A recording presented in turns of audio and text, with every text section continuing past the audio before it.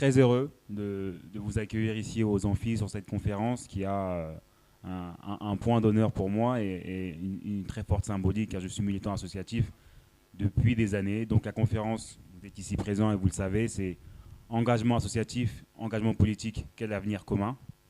Et c'est un honneur pour moi d'avoir en face de moi Gilles Rouby, qui était présent en 2020 et qui a animé cette conférence avec Mathilde Panot.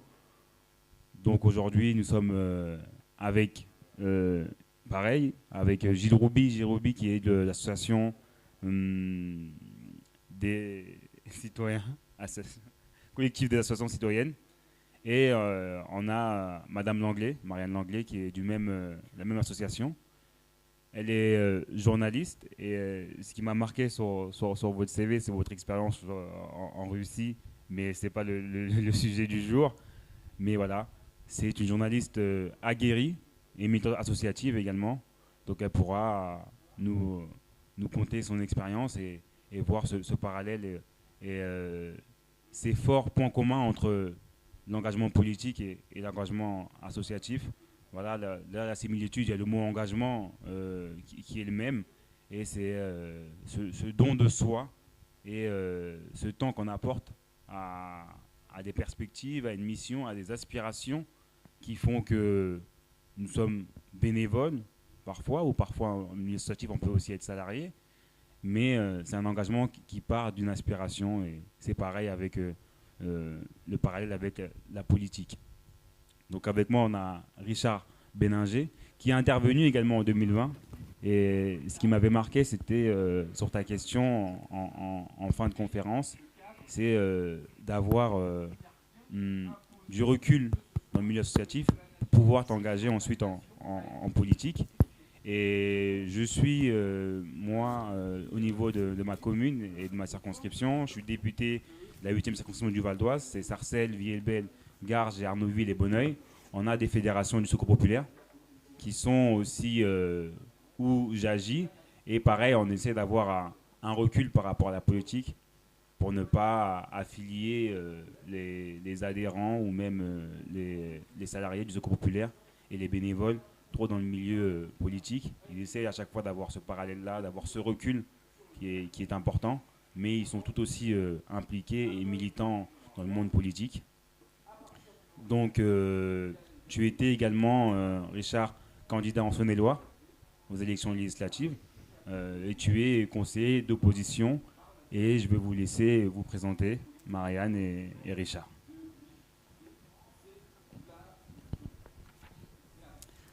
Bonjour, donc oui, je suis Marianne Langlais du collectif des associations citoyennes.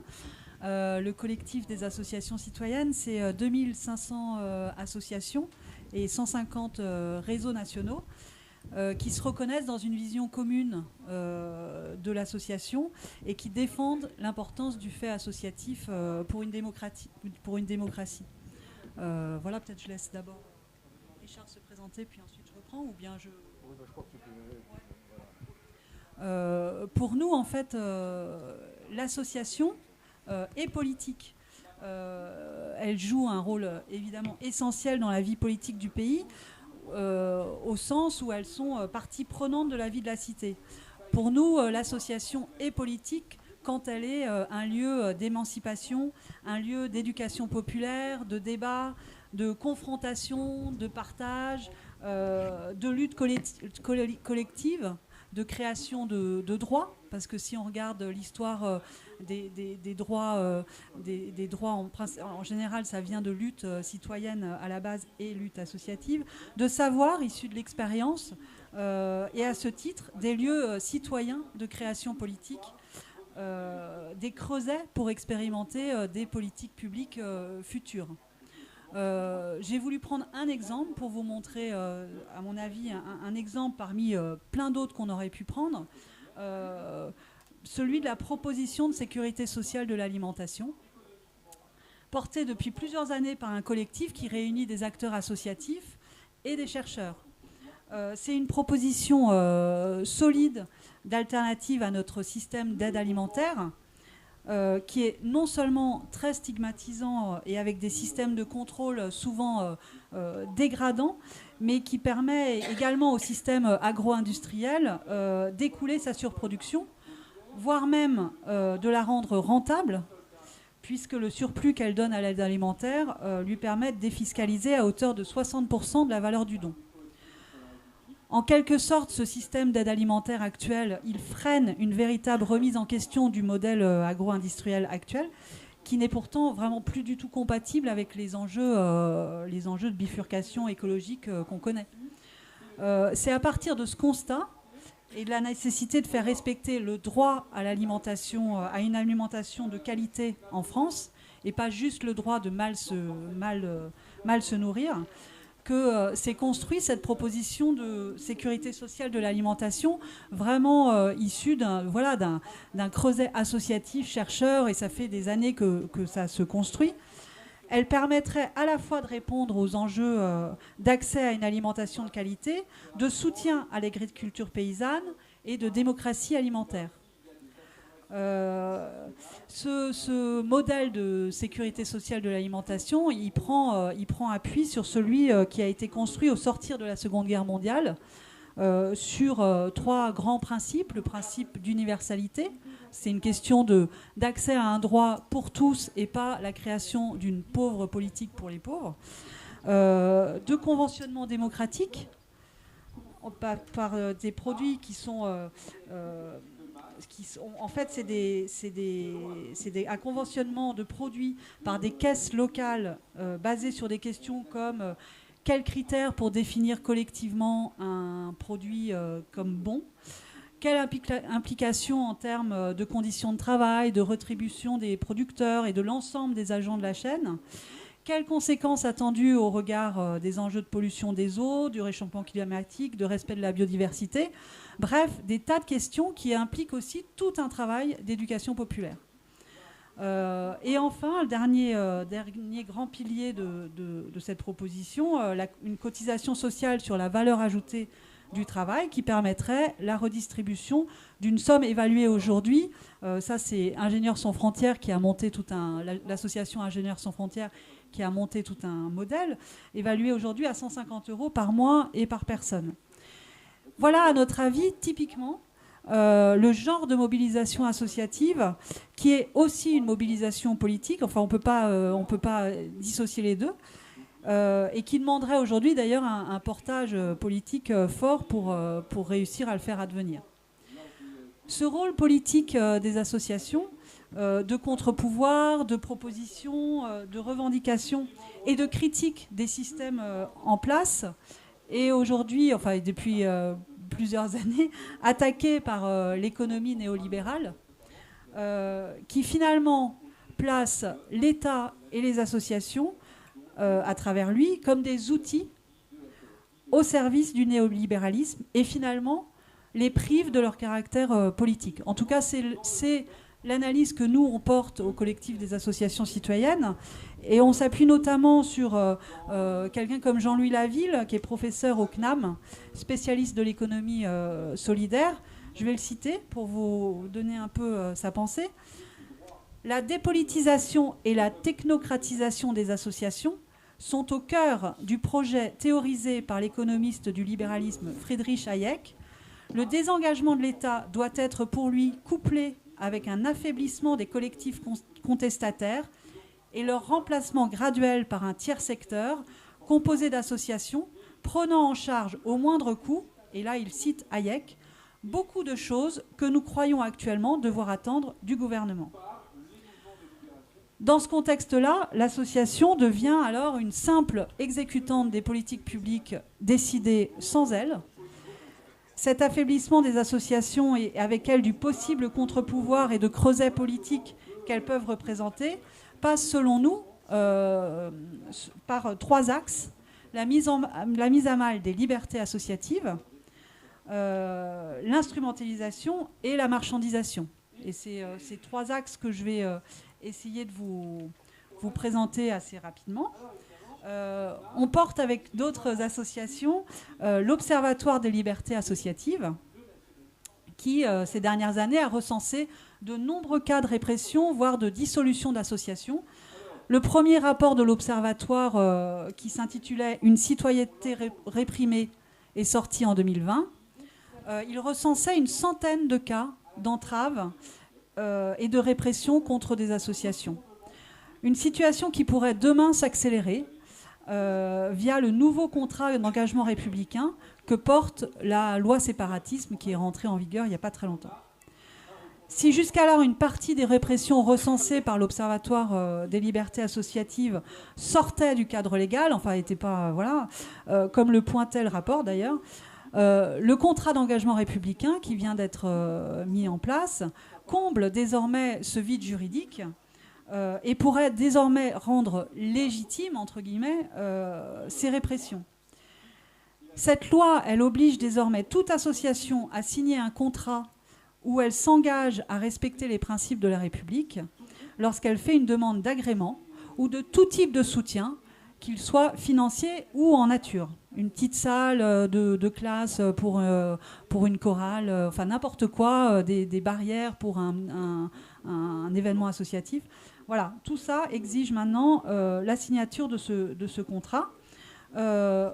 On pense au collectif que les associations sont des espaces justement qui participent à faire vivre les valeurs de la République. Nul besoin de contrat pour l'affirmer, sauf à vouloir jeter un climat de suspicion sur le monde associatif qui permet de le décrédibiliser et qui offre aussi un nouvel outil de répression possible sur des associations jugées trop dérangeantes. La mise en place de ce contrat renforce aussi, à notre avis, un climat de défiance entre le pouvoir en place et le monde associatif, tout en accentuant une vision de l'association comme simple outil d'action sur le terrain, qui doit être obéissante aux objectifs fixés par le pouvoir en place. Cette instrumentalisation des associations est accentuée par le modèle de financement qui, de plus en plus, privilégie la commande publique sur les subventions. Selon la dernière enquête sur le paysage associatif français menée par Viviane Tchernonog, les subventions dans le monde, dans les ressources associatives, sont passées de 34% en 2005 à 20% en 2017 et ça continue de diminuer. Les ressources privées, elles, augmentent, ce qui fait dire d'ailleurs à la chercheuse que le monde associatif aujourd'hui, le service associatif, s'achète de plus en plus. Ce développement des appels d'offres au détriment de la subvention change le rapport de l'association au pouvoir public. Elle pousse l'association à devenir prestataire de services. Elle l'engage dans des appels qui orientent son action associative sur les besoins et les orientations des politiques fixées par le pouvoir en place, avec les moyens financiers qu'il lui accorde. C'est particulièrement visible dans le champ du social. Par exemple, dans le champ de la demande d'asile ou de la reconnaissance de la minorité pour les mineurs isolés étrangers, l'accueil des demandeurs d'asile dans les centres d'accueil a ainsi vu le taux d'encadrement par des travailleurs sociaux qui permet tout l'accompagnement vers la demande d'asile, qui est un parcours du combattant, je ne rentre pas dans le détail, baisser. Donc cet accompagnement par les travailleurs sociaux a baissé au fil des années avec des exigences de contrôle de plus en plus fortes. Et pour l'accueil des mineurs isolés étrangers, les prix de journée fixés par les appels d'offres sont bien en dessous de ceux proposés dans le cadre habituel de la protection de l'enfance, qui est déjà très très mal en point. Et pourtant, ces enfants devraient relever de la protection de l'enfance comme tout enfant. C'est la loi qui le spécifie. Dans ce contexte, les travailleurs sociaux ne cessent de hurler qu'ils n'arrivent plus à remplir leur mission, qui est d'abord une mission d'émancipation et d'accès aux droits des personnes. Et les professionnels alertent sur leur mal-être au travail, parce qu'ils doivent faire toujours plus avec moins, mais aussi en raison de la perte de sens de leur métier. Il nous semble donc essentiel de revenir sur des principes de co-construction qui guident l'action associative depuis toujours, notamment avec les élus progressistes. Un point de vue qu'on défend au collectif des associations citoyennes en tant que rédacteur de la mesure 30 du pacte pour la transition, qui propose, je cite, de co-construire avec tous les acteurs concernés une politique associative locale volontariste pour soutenir les initiatives associatives et citoyennes et protéger leur rôle critique et délibératif, là encore, des enjeux de mobilisation associative et politique. Enfin, moi, je sépare pas les deux. Dans ce contexte, il nous semble aussi essentiel de défendre ce qu'on appelle au CAC un socle de sérénité qui permettrait de revenir à un financement de l'association pour ce qu'elle est et non pas pour ce qu'elle fait, parce qu'aujourd'hui, on est de plus en plus poussé à des types de financement qui se calquent sur les financements aux résultats. On peut dater de cette arrivée de la culture du résultat, de la rentabilité, de l'efficacité économique dans le monde associatif dans les années 80, avec l'entrée du New Public Management dans les politiques publiques. Ce nouveau management pousse de plus en plus les associations à suivre des logiques du marché, à se calquer sur les modèles de fonctionnement des entreprises privées. Au collectif des associations citoyennes, un de nos axes de travail est la lutte contre cette marchandisation qui fait perdre à l'association, pour nous, son essence, c'est-à-dire le principe de non-lucrativité. Un principe qui ne signifie pas que l'association est hors économie. C'est un acteur économique de taille. Elle produit de multiples richesses, mais elle ne s'inscrit pas, c'est notre position, dans une logique d'économie de marché libérale. Or, ce principe est aujourd'hui fortement attaqué. Parce que le monde associatif, d'ailleurs je devrais plutôt dire les mondes associatifs, on n'est pas un monde homogène et heureusement on n'est pas tous d'accord. Donc ce monde est traversé aujourd'hui par le courant de l'entrepreneuriat social, des associations qui se revendiquent comme des entreprises et mettent en place des techniques de management du secteur privé. Elles s'inscrivent dans une volonté d'expansion, de changement d'échelle, d'efficacité, entendu de rentabilité, de mesure d'impact social. Ce courant de l'entrepreneuriat social importe en France la notion d'investissement à impact social venu du monde anglo-saxon, qui pousse très loin la logique de marchandisation de l'action associative. Là encore, il y a toute une bataille à mener pour lutter contre cette vision marchande de l'association qui va jusqu'à transformer l'action associative en produit d'investissement financier avec retour sur investissement.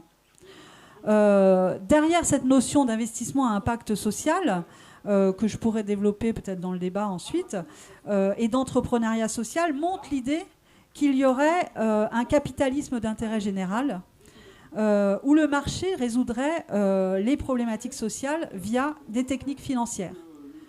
L'investissement à impact social est de celle-là. Il prévoit des mécanismes qui permettent à des investisseurs privés, notamment des banques et des assurances, de placer de l'argent dans des programmes sociaux et en fonction de l'atteinte d'objectifs fixés selon des mesures d'impact social, ils récupèrent leur investissement avec des taux de retour qui peuvent aller de 4 à 6% en France, dans les contrats à impact social qui sont déjà en place, mais qui pourraient demain atteindre, parce que c'est fortement poussé par le gouvernement précédent et par Emmanuel Macron, qui pourraient demain atteindre les niveaux déjà observés à l'étranger de 10 à 13% de retour sur investissement. Face à cela, on a construit au CAC un observatoire de la marchandisation de l'action associative et de l'investissement à impact social. C'est un espace qui peut également être un lieu de rencontre entre, un lieu de mobilisation commune, associations politiques. Voilà un peu, si on pourra rentrer plus en détail peut-être dans le débat sur cette question de marchandisation. Voilà un peu les trois axes qui, à notre avis, sont les vecteurs d'un affaiblissement du monde associatif. C'est, à notre sens aussi, un affaiblissement dans le même temps des espaces possibles de rencontre entre les citoyens et la politique. Voilà, j'espère que je n'ai pas trop débordé. C'est parfait, je te remercie.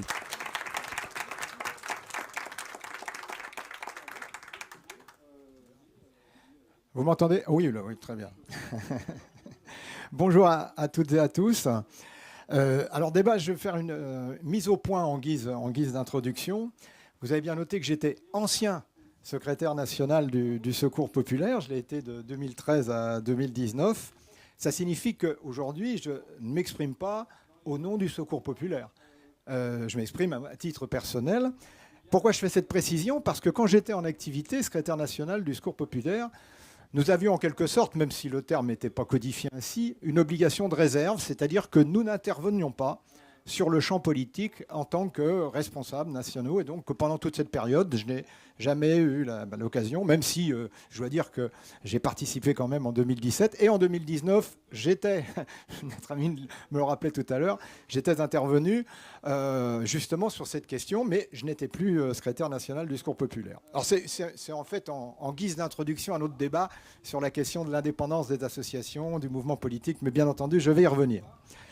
Alors, déjà, sur ce qui concerne le mouvement associatif et le champ politique, je voudrais insister sur le poids et le rôle des associations dans la vie démocratique et citoyenne en France et dans le monde. Alors, le terme est un peu général, je vais m'en tenir qu'à quelques points, mais déjà, un premier aspect, je crois qu'il est toujours important de le souligner, c'est que l'émergence et le foisonnement des associations dans notre pays coïncident avec les grandes étapes de la démocratie.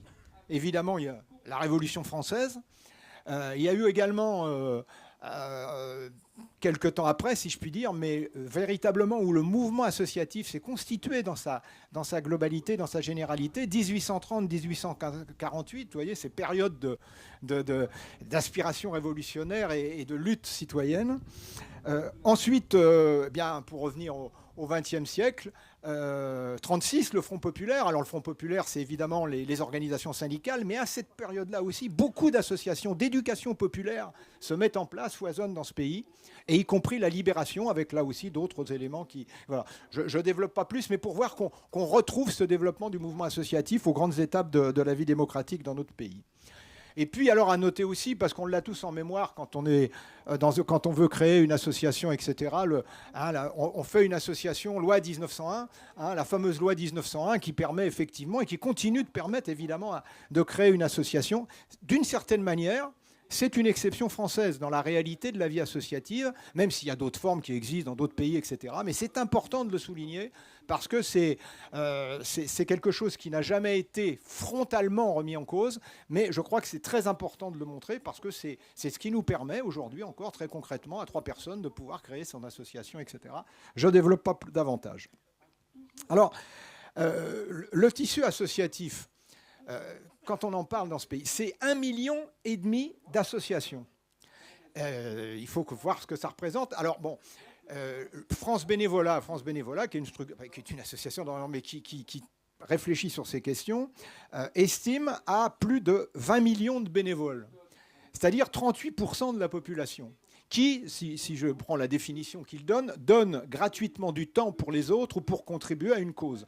Alors, dans ces 20 millions, il y en a 13 millions qui sont dans une association. 13 millions, pour avoir un ordre de grandeur, il y en a 2 millions qui sont dans d'autres organisations, par exemple syndicales, politiques ou religieuses. Ça montre le poids, l'importance. Alors naturellement, ça veut dire que le bénévolat en association concerne 1 Français sur 4.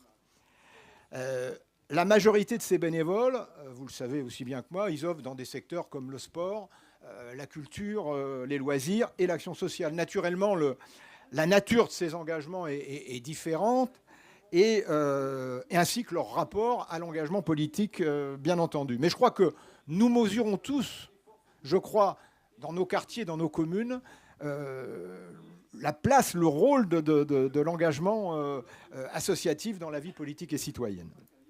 La deuxième chose que je veux dire, mais là je serai très bref parce que Marianne l'a précisément développé, le pouvoir capitaliste et l'idéologie néolibérale mettent en cause la conception même de la vie associative.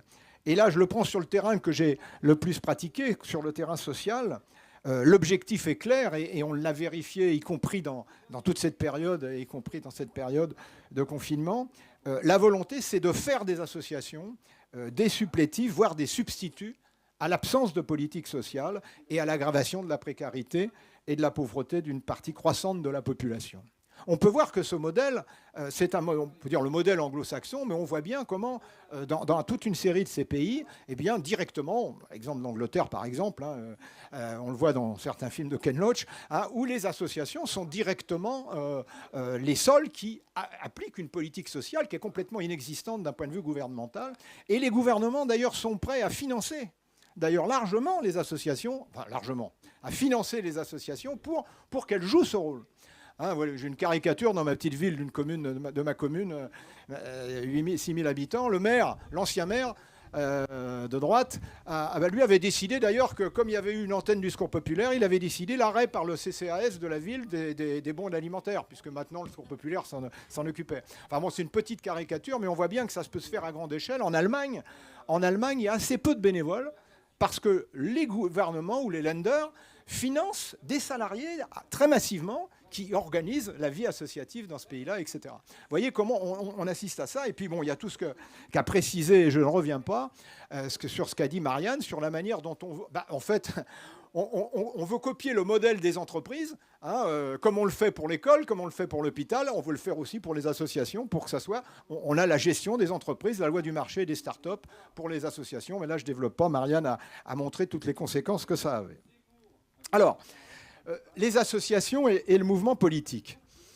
Je dirais que dans le champ du débat démocratique et des interventions citoyennes, c'est deux mondes qui se complètent, parfois s'ignorent, et même à quelques moments s'opposent. Je le dis un peu pour animer le débat, si je puis dire, mais d'une certaine manière, peut-être qu'il y en a dans notre assemblée, des historiens pourraient préciser mieux que moi, rappeler comment à différentes périodes de notre histoire, des 2 derniers siècles, les uns et les autres, le secteur associatif, le monde politique, s'interrogeaient dans leur pratique les uns vis-à-vis des autres. Je vais citer un exemple qui est connu, qui n'est pas tout à fait au stricto sensu associatif, les organisations syndicales, mais le mouvement ouvrier avec les syndicats qui pouvaient être conçus, le terme n'est pas forcément plus approprié, mais comme courroie de transmission, ou non, avec les partis. Alors d'ailleurs, c'est le cas où ça l'a été de manière très officielle dans de nombreux pays. Par exemple, le Labour Party avec le Trade Union en Angleterre, c'est tout à fait évident. C'est vrai aussi d'une certaine manière en Allemagne, en Italie. Et en France, on pourrait aussi citer des exemples, même s'il y a la charte d'Amiens. Alors, Alexis Corbière, dans un débat hier, rappelait l'origine historique de la charte d'Amiens, qui n'était pas seulement d'ailleurs une question de préserver l'indépendance, il y avait aussi d'autres enjeux politiques. Mais bon, c'est vrai que cette question-là, c'est souvent posée. Et avec un phénomène moins présent en France, peut-être du fait d'une affirmation plus claire des principes de laïcité, on constate une influence très importante en Europe, et notamment en Europe du Nord, de l'Église. L'Église qui structure, à sa manière, le mouvement associatif. En fait, donc, on a un débat sans cesse renouvelé sur le rôle des associations. Souvent, on dit, voilà, les associations sont très proches du terrain, ils prodiguent des actes concrets, immédiats. Et puis, celui des mouvements et des partis politiques, eh bien, eux, préconisent des changements profonds, globaux, des choix de société. Avec, dans ce cadre, une double préoccupation qui peut sembler opposer la démarche associative et le champ politique, la volonté des associations de préserver, comme la prunelle de leurs yeux, leur indépendance, le respect de la diversité d'opinions de leurs membres, et en veillant donc à ne pas se faire instrumentaliser, et puis la volonté des partis et des mouvements politiques d'utiliser le travail, l'expertise, les actions des associations pour satisfaire leurs objectifs politiques. Alors, il faut que j'y vienne quand même, quel avenir en commun, puisque c'est l'objet de notre débat, entre engagement associatif et engagement politique. Alors, le constat que je viens de dresser pourrait m'amener à un statu quo prudent et se limiter à se satisfaire de quelques convergences distillées à l'occasion de quelques grands moments électoraux, par exemple, et on pourrait en rester là. Je crois que ça serait une erreur profonde et un lourd handicap pour construire justement cet avenir en commun. Et puis, je dois dire que c'est déjà plus le cas. La réalité, comme toujours d'ailleurs, nous pousse à bousculer nos habitudes, nos convictions, parfois solidement installées, nos pratiques, parfois codifiées dans nos règles de gestion associative. Je vais prendre quelques exemples que je veux livrer dans le débat. Alors le premier exemple, je vais le prendre pour prendre notre programme, l'avenir en commun, là aussi, avec des guillemets, là, dont on peut retrouver, je crois que c'est faire injure à personne de le constater, les grandes lignes et mesures précises dans les 640 ou 50 propositions communes du programme de la NUPES. Pourquoi chacune de ces mesures recueille l'assentiment d'une très forte majorité de la population? Alors, même si ce n'est pas toujours le cas du côté des électeurs, mais ça, il y a d'autres débats pour en parler aujourd'hui. Déjà parce qu'elles répondent dans leur contenu et leur cohérence aux besoins des gens. Ce n'est pas non plus le débat aujourd'hui. Mais aussi en amont, et c'est là-dessus que je veux insister, parce que leur élaboration, pendant plusieurs années, et leur précision pour leur application, jusqu'au dernier mois avant l'élection présidentielle, ont été réalisées en puisant, en se concertant, en se confrontant à toutes les propositions, actions des associations et syndicats dans les domaines concernés. Alors j'ai eu la chance et l'honneur de participer en tant que membre du Parlement de l'Union populaire. J'y ai été désigné effectivement parce que j'avais eu des responsabilités associatives. Bon, je me retrouve maintenant dans le Parlement de la NUP, dont j'espère qu'il va se pérenniser, mais ça c'est aussi un autre débat qui a lieu demain. J'ai participé donc à l'élaboration et à la présentation du plan d'éradication de la pauvreté. Et je pourrais vous montrer, mais on pourrait y revenir si vous le souhaitez dans la discussion, mais comment, sur le fond, mais aussi dans le détail de son application, nous nous sommes appuyés sur le travail, les objectifs, les pratiques qu'ont produit et proposé les associations de lutte contre la pauvreté et la précarité. C'est-à-dire que, par exemple, je ne donne qu'un exemple pour ne pas être trop long, quand on a réfléchi à la manière dont nous allions mettre en place, parce que c'est ça l'intérêt de tous les plans qui existent toujours, parce qu'on a bien l'intention un jour de gouverner ce pays, mais c'était pas seulement de dire voilà les généralités du programme, mais on se retrouve au gouvernement, voilà, qu'est-ce qu'on fait concrètement pour le mettre en place. Et donc c'est ça le sens de ces plans. Et par exemple, sur les questions de la pauvreté et de la précarité, la question se posait de savoir comment nous allions travailler avec les associations. Parce qu'on ne voulait pas se retrouver dans une même logique qui est celle d'aujourd'hui, même si c'était pour des mesures qui étaient beaucoup plus positives, mais mettre les associations en supplétif pour appliquer cette politique. Donc il y a toute une série de mesures qui sont dans ce plan, qui permettent de montrer, je dirais, la notion, je ne veux pas en rajouter par rapport à ce qu'a dit Marianne, mais cette co-construction, ça suppose de mettre en place des mesures nouvelles, un type de relation nouveau avec les associations. Et ça, voilà comment on peut concevoir, c'est un exemple, mais pour demain, je vais revenir sur aujourd'hui, mais pour demain, comment on doit concevoir le rôle que peut jouer. Et le rôle, c'est pas seulement pour faire plaisir, vous voyez bien, aux associations, c'est parce que c'est décisif pour la vie citoyenne de ce pays et l'efficacité même des politiques qu'on veut mettre en œuvre. Le deuxième exemple, dans les campagnes électorales de la présidentielle et des législatives, de nombreuses associations se sont engagées dans le débat politique à leur manière et en tenant compte du contexte et dans le respect de leur indépendance. Là aussi, je vais prendre deux exemples pour ne pas être trop long. Chacun se souvient, en janvier dernier, du débat, le grand oral, qu'avait renouvelé la Fondation Abbé Pierre à partir de son rapport annuel qui fait autorité sur le droit au logement avec les candidats à la présidentielle. Eh bien, bon, alors là, je vais faire un petit aparté partisane pour ceux qui ont vu ce grand débat. J'allais dire que Jean-Luc Mélenchon y était comme un poisson dans l'eau. On ne peut pas dire la même chose pour quelques autres candidats à la présidentielle. Bien, c'était une parenthèse. Deuxième exemple, plutôt en novembre 2021, ce sont 64 associations d'une grande diversité qui ont rendu public 90 propositions intitulées « Pacte pour le pouvoir de vivre et d'agir pour un nouveau modèle de société écologique, sociale et démocratique ». Et dont l'un des initiateurs expliquait que ces propositions étaient, je le cite, réalistes, ambitieuses et quelque part un peu radicales. Bien, j'avais écrit à l'époque un article sur le sujet que je m'étais permis de titrer « L'Union populaire, c'est ça? Non ?» avec un point d'interrogation. C'était pour ouvrir le débat et je pense que le débat peut se poursuivre. Bien, mais j'ai envie de dire, aujourd'hui, on ne peut pas en rester là. Je ne développe pas les urgences sociales, écologiques, démocratiques, la richesse et la force du mouvement associatif, aujourd'hui menacé, Marianne l'a expliqué, les ambitions et les objectifs de la nouvelle Union populaire, écologique et sociale sont tels que nous devons arriver, chacun dans le respect de ce que nous sommes, de ce que nous représentons, de notre histoire et de nos ambitions, à réfléchir, agir et, je l'espère, gagner ensemble. Alors comment faire? Je vais me permettre de proposer quelques pistes. La première piste, intéressons-nous, alors là je m'adresse plutôt ici aux amphis, à des militants politiques. et donc qui sont engagés et qui réfléchissent aujourd'hui sur ces questions politiques à l'occasion des diversités. J'ai envie d'envoyer ce message: intéressons-nous davantage à ce que font les associations. À l'échelle du quartier ou de la commune, en quoi cela répond aux besoins les plus urgents, les plus essentiels, et avec quels moyens. Je l'ai dit tout à l'heure, il y a des dizaines, il y a des centaines de milliers de bénévoles, 13 millions.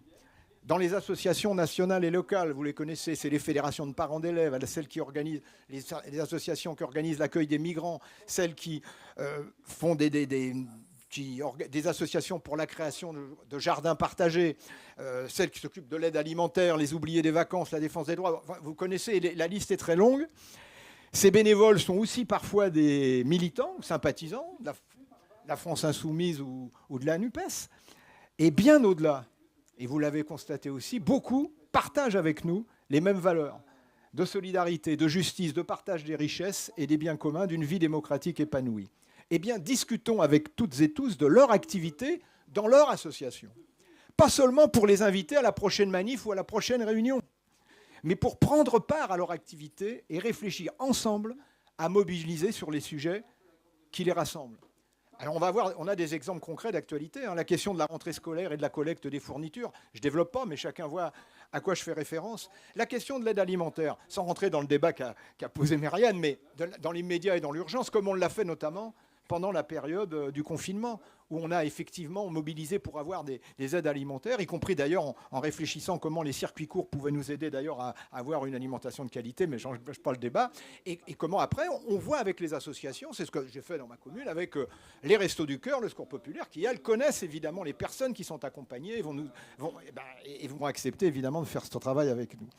C'est aussi, dans la prochaine période, des mesures concrètes contre la vie chère, etc. Mais ça on aura évidemment chacun à l'occasion de voir de quoi je parle. Deuxième piste. Alors là non plus, je ne serai pas long parce que c'est nos élus à l'Assemblée nationale. Alors là, Carlos, évidemment, saura mieux que moi en parler.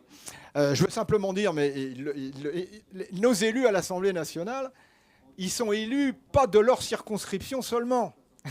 Ils sont élus de tout le pays. Je dis ça évidemment parce que je suis d'une région, la Bourgogne-Franche-Comté, où malheureusement on n'a pas beaucoup d'élus de la NUP. Ils se comptent sur même les deux doigts d'une main. Vous voyez, donc évidemment, on souhaite que. Mais pourquoi je pose cette question ? C'est qu'il faut qu'on fasse connaître leurs actions, leurs propositions, leurs votes, y compris d'ailleurs le vote des autres, aux associations, parce que les associations ont été très nombreuses à nous solliciter comme candidats lors des législatives, on a reçu un tas de choses, etc., pour, à nous de leur montrer maintenant comment nos élus à l'Assemblée, preuve en main, voilà ce qu'ils ont fait, voilà ce qu'ils proposent, et qu'on poursuive à cette occasion cette relation avec les associations. Et je crois que ça, c'est un élément important, parce que, y compris ces associations, pour elles, c'est un point d'information et d'appui dont elles ont besoin pour leur propre activité associative.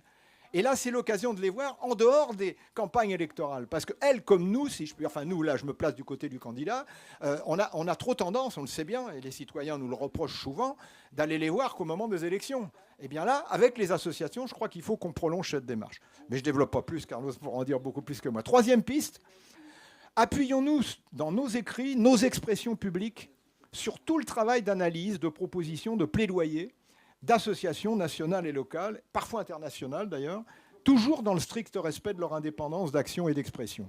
Et il est souvent plus facile d'avoir ces débats, ces échanges, ces rencontres à l'échelon local pour travailler et agir ensemble. Voilà. Moi, je vais citer un exemple d'actualité que je connais bien, qui peut illustrer la traduction concrète de ces pistes proposées. À la rentrée de septembre, depuis 15 ans, le Secours Populaire rend public son baromètre annuel de la pauvreté, dont l'écho est toujours assez bien relayé par les médias. J'ai eu la chance et le plaisir de m'en occuper pendant 6 ans. À l'occasion de la publication de ce baromètre, dans quelques jours, n'est-il pas opportun de saisir cette occasion pour les élus de la France insoumise et de la NUPES, pour les animateurs des groupes d'action, de rencontrer les responsables locaux ou départementaux du Secours Populaire pour qu'eux nous présentent ce baromètre, d'autant que ces responsables ont souvent des éléments plus locaux sur la réalité de la pauvreté et de la précarité dans leur secteur d'intervention. Voyez, on ne va pas les voir, nous, pour leur dire ce qu'on pense de la pauvreté, on va déjà les voir pour qu'ils nous expliquent et qu'ils nous donnent ces éléments et qu'on crée ce type de relation. Et évidemment, Nous, on pourra faire j'allais dire que de fait, vous voyez, ce baromètre qui va faire la pauvreté, c'est une réponse de fait à la question de l'abondance de Macron, vous voyez. Parce qu'on va voir la réalité. Je ne connais pas les résultats là, cette année, mais j'imagine malheureusement que ça va être encore l'aggravation de la réalité de la pauvreté et de la précarité dans cette année 2022. Voilà l'exemple que je voulais donner. Est-ce que j'en ai fini? Non, je vais conclure. Je vais conclure de manière un peu plus générale pour dire qu'au-delà des bonnes pratiques du respect de chacun, l'avenir en commun entre engagement associatif et engagement politique est devenu une nécessité aujourd'hui, parce que si un autre monde est possible, c'est parce que la solidarité n'est plus une option. Je sais que certains hésitent à utiliser ce terme de solidarité parce qu'il a été tellement galvaudé et aussi instrumentalisé. Mais je crois qu'il reste au cœur de tout projet associatif, et Marianne l'a utilisé, et en tout cas, pour notre projet politique d'avenir en commun, là je mets les guillemets, nous n'avons pas trouvé de meilleure définition comme vision du monde que celle de l'harmonie des êtres humains entre eux et avec la nature. Eh bien, Victor Hugo l'avait dit à sa manière, je le cite, il disait « La fraternité n'est qu'une idée humaine, la solidarité est une idée universelle ». Bien, je crois que ces idées-là, très générales, parlent au cœur des millions de bénévoles associatifs et qu'on doit aller avec eux sur le terrain, les faire vivre et les partager. Merci.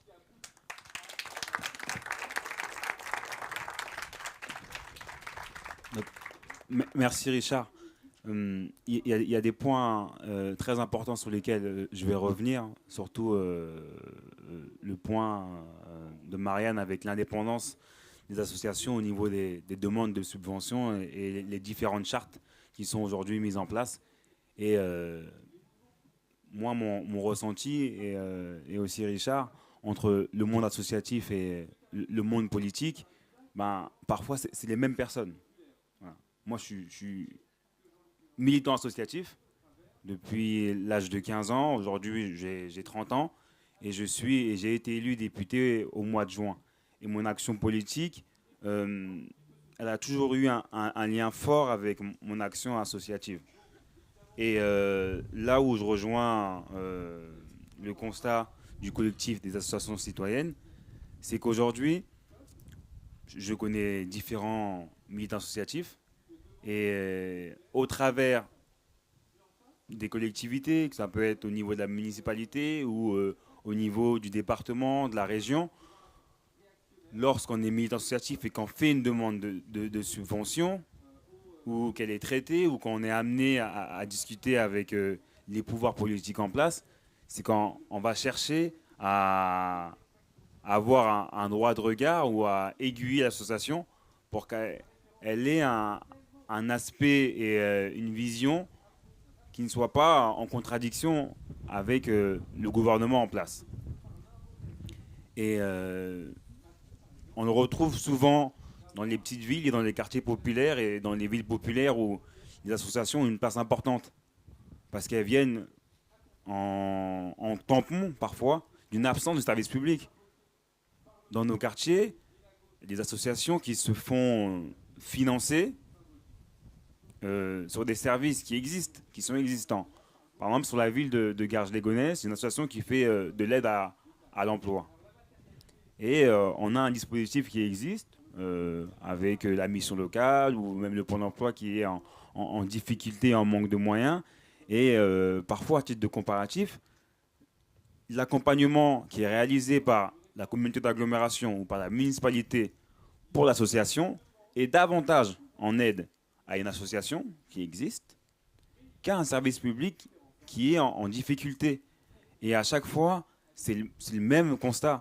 Et le constat dans ta commune du CCAS, c'est pareil.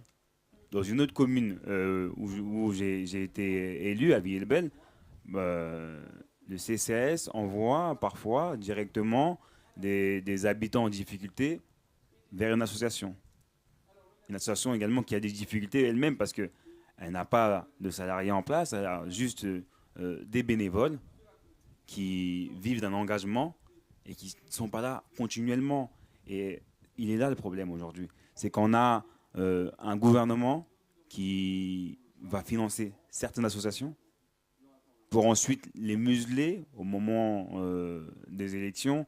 Nous, quand on va vers des militants associatifs, parfois, ils sont d'accord avec nous sur tous les points, mais ne peuvent pas s'afficher, ne peuvent pas s'impliquer ou même ne veulent pas voter en notre direction parce qu'ils ont une subvention, une demande de salle et toutes ces choses-là.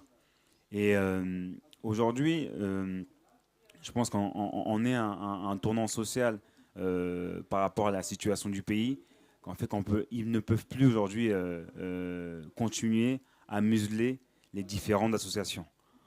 On a un tournant aussi écologique, on a aussi un tournant générationnel, parce que nous, la jeunesse française, on ne veut plus se laisser bâillonner. Moi et les militants associatifs avec qui je travaille, on s'est donné un point d'honneur, on a dit stop, si on n'a pas de subvention, on n'aura pas de subvention, on va s'afficher, on va faire la campagne. On va faire la campagne de Jean-Luc Mélenchon, et peu importe ce qui va arriver, et adviendra ce qui adviendra. Dans nos communes, on n'a aucun maire qui est partisan de la LFI. On a plus ou moins des maires sociodémocrates ou des maires de droite. Ils ont dû faire avec. Ils ont dû faire avec. Et nous, on a expliqué aux habitants et aux habitantes que voilà, aujourd'hui, on est militant associatif, on est en face de vous. On a toujours travaillé avec vous depuis des années, mais aujourd'hui, on s'engage en politique. Et on sait que vous aussi, vous avez été militant associatif, vous n'êtes pas affiché politiquement parce que, au travers de la mairie, au travers de la collectivité, par rapport aux subventions, mais à un moment donné, on est dans une crise sociale qui est tellement énorme qu'il faut, il faut sortir, il faut le faire. Donc nous, déjà en 2020, on était en confrontation avec le maire en place, pendant les élections municipales. Ça a fait son bout de chemin et on avait des gros manquements au niveau social. Et ensuite, avec le confinement, on s'est retrouvés avec mon association les seuls présents dans les rues de la ville parce que la mairie avait fermé et les familles avaient des grosses difficultés à joindre les deux bouts. Et on avait des gros soucis au niveau alimentaire.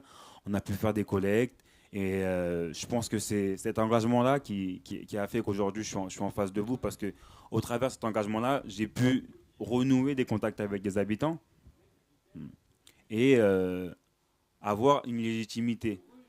Au sein de vos communes, quand vous êtes un militant associatif, vous gagnez en légitimité de par vos actions.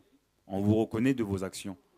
Et de 2020 à 2022, on ne s'est pas arrêté parce que la crise du confinement et le coronavirus, il y a eu un effet ponctuel premier coup sur 2020 avec le confinement, mais ensuite ça a continué jusqu'à aujourd'hui. On se rend compte que chacune de nos actions, elles sont importantes. Et nous, on ne s'est pas arrêté. On a eu ensuite, juste après 2020, on a eu en 2021 l'élection régionale où j'étais sur la liste avec Clément Thinotin. Et pareil, on a fait campagne et pareil aussi, on était encore militant associatif dans la même phase. Donc de 2020 à 2022, on ne s'est pas arrêté. Et l'engagement associatif, c'est ce qui a permis de nourrir mon ambition politique, de pouvoir changer les choses. Parce que j'étais heurté à chaque fois à une impasse quand j'étais militant associatif, de ne pas pouvoir bouger, d'être bloqué à chaque fois. Et je me suis dit non, à un moment donné, c'était les présidentielles, ensuite les législatives. Et j'ai sauté le pas. Et on a fait une campagne magnifique avec les habitants de ma circonscription parce que j'ai retrouvé des militants associatifs qui ont fait la campagne également. Donc on s'est retrouvé avec énormément de monde dans les rues, en porte-à-porte et sur les marchés. Et ça a été un mouvement magnifique et une victoire écrasante face à un député sortant de la majorité présidentielle qui avait tous les moyens, enfin pour lui. Il était sur les plateaux CNews, il était sur tous les plateaux télé et il avait cette force-là et la force financière. On a fait une campagne avec des moyens type associatif parce qu'on avait très peu de moyens financiers. À titre de comparaison, quand je discute avec d'autres collègues députés qui ont été élus, on est une des équipes qui a utilisé le moins d'argent. Et je pense que c'est de par mon expérience associative de toujours chercher à avoir cet esprit de bénévolat, de s'entourer des personnes qui ont des aspirations et qui veulent faire changer les choses. Et on arrive à bouger des montagnes. Et ce qui est important, comme disait Richard, c'est que en tant qu'acteur politique, je ne sais pas qui j'ai en face de moi, si j'ai des militants associatifs ou des acteurs politiques, mais vous devez être au plus près d'eux ou même être les deux en un. Moi, je le suis et même aujourd'hui, à travers mon mandat de député, je suis toujours militant associatif, je suis bénévole de Secours Populaire dans ma commune et je ne m'arrêterai pas à chaque fois. C'est important et même après mon mandat de député, si j'arrête, je serai toujours militant associatif et c'est important d'avoir ce constat-là et ce retour terrain parce que c'est ce retour terrain qui nous fait avoir la meilleure connexion et la meilleure écoute et cette approche assez qui va à contrario des fois du pouvoir en place. Et la rentrée de septembre, il va y avoir énormément de mouvements sociaux, il va y avoir énormément de difficultés dès les premières semaines. Et il va falloir être vraiment au plus près des associations et elles aussi les aider à s'impliquer et faire front avec eux.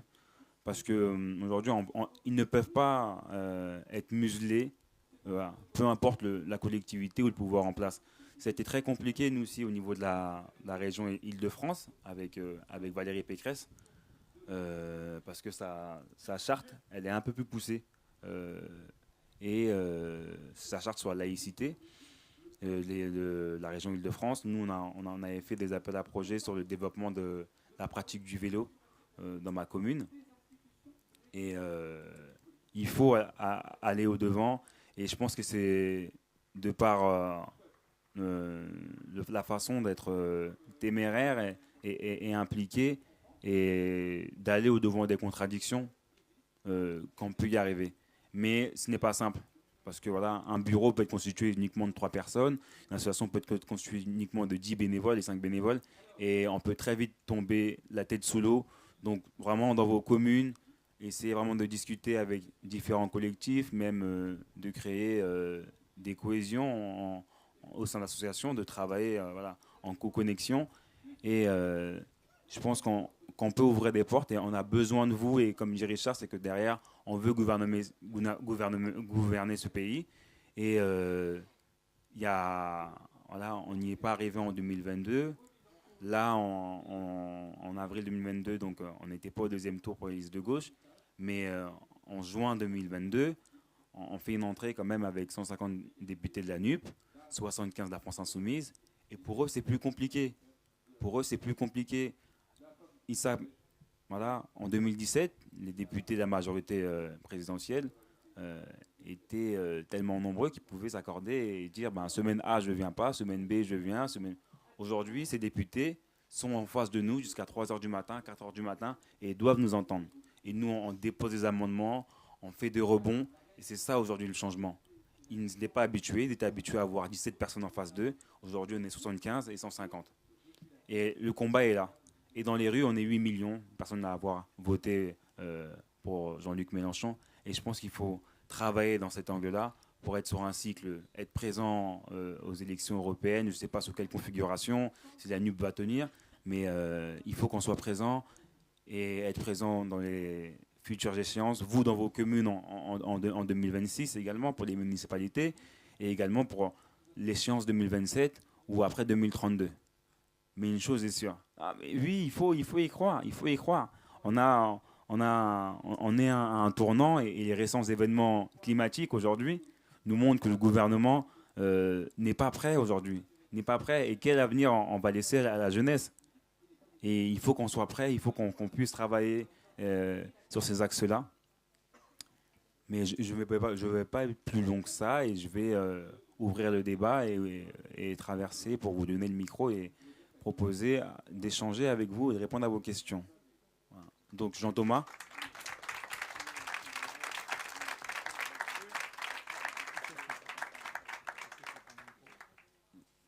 C'est Vladimir qui va donner le micro. Je te remercie.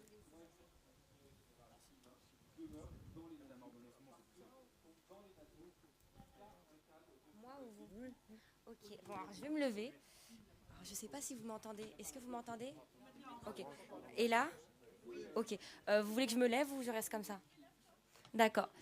Alors moi je vais me présenter. Donc je m'appelle Dounia, je suis doctorante en sciences politiques. Donc je travaille sur les mouvements féministes et je suis aussi historienne, mais je ne pourrais pas vous aider parce que moi je suis historienne en égyptologie et archéologie. Donc ça va être compliqué. Oui, donc c'est très très intéressant. En fait, moi j'avais... Alors juste je voulais vous dire quelque chose et j'avais une question pour vous aussi. Vous avez parlé de la loi de 1891, quelque chose comme ça. Non non, 1901. Pardon, oui. Voilà. Et en fait, je sais que moi, j'ai des... Enfin, par contre, ça, c'est le domaine universitaire. J'ai des amis qui ont créé des associations à 2 personnes, pas à 3. Et ça peut être possible. Oui, oui, si. Faut juste un secrétaire général ou un président, ou sinon un trésorier. Ou un... Ouais, voilà, c'est ça. Donc oui, donc ça peut être possible. Donc moi, je suis membre associatif depuis... Alors, sur Clé, je faisais partie de la société... Alors, je suis de Clé-Souilly. Je ne sais pas si vous voyez c'est où. Exactement, c'est ça. Et donc, moi, j'étais donc dans la société d'histoire. Donc, je rédigeais avec des personnes un peu plus âgées que moi. Donc, je dirais pas du 3e âge. Mais bon, ouais. Enfin, je suis désolée, ça peut peut-être vexer. Je suis désolée. Ça... Ah, ok. Donc, c'est pas grave. Je le dirai un peu plus tard. Et qu'est-ce que vous allez faire à l'Assemblée nationale concernant les associations? C'est juste ça. Je reviendrai un peu plus tard.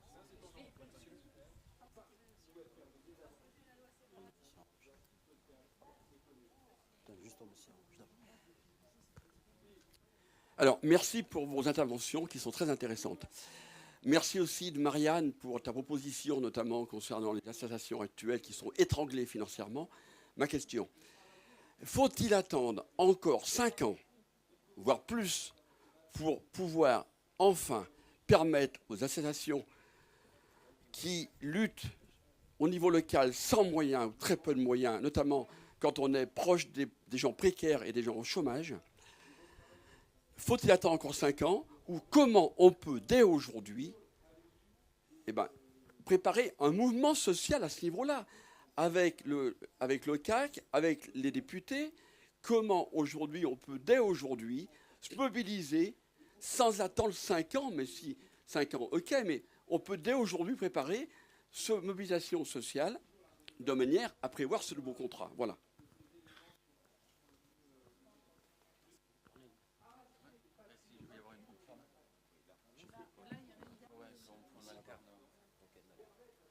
Bonjour, merci beaucoup pour vos interventions très intéressantes. Donc moi je suis élue, je suis militante et j'ai côtoyé beaucoup d'assauts. Enfin en fait souvent ce sont les mêmes qu'on retrouve tout le temps. Et moi ma question c'est notamment avec les assos qui s'occupent des migrants. Moi je suis près de Rennes et il y a beaucoup d'assos qui gèrent des populations qui sont dans des camps, enfin vraiment dans des conditions vraiment... atroce et en fait les militants, les bénévoles effectivement ne font pas de politique et moi je suis allée plusieurs fois à des AG, des réunions en disant mais qu'est-ce que vous attendez pour vous engager politiquement? Et en fait non, ils n'ont pas envie, ils ont peur d'être récupérés, etc. Donc comment faire pour les mobiliser? Voilà. Bonjour Rémi, je suis dans le sud toulousain et je fais partie d'un groupe d'action. Et donc là, la question concrète, c'est vraiment de, est-ce que là, concrètement, quand je rentre en septembre, je vais voir le Secours populaire, je vais voir les Restos du Cœur, je vais voir qui sont dans ma commune et leur dire, je suis FI, on peut vous aider, qu'est-ce qu'on peut faire? Voilà, de voir concrètement, pour se rapprocher de l'assaut, voilà, c'est quoi la démarche claire?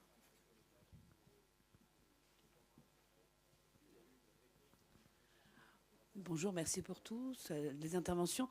Je différencie les associations gestionnaires. Moi, je suis issue au niveau professionnel du milieu social. Et l'État se décharge sur le milieu social Enfin, moi, je suis partie en retraite et on me dit, Dominique, heureusement que tu es partie parce que tu n'aurais pas supporté ce qui se passe au niveau des baisses des moyens, des baisses des prises en charge, des baisses de la qualité. Donc, l'État se décharge sur les associations et demande de plus en plus à payer moins cher les prix de journée, etc. Et y compris le système marchand rentre plus ou moins dans le social, où il faut être concurrentiel avec le service marchand au détriment de la qualité des prises en charge. Donc ça, c'est un défaut. L'État se défait sur les associations et ça, c'est grave. Voilà, il y aurait d'autres questions, mais au prochain.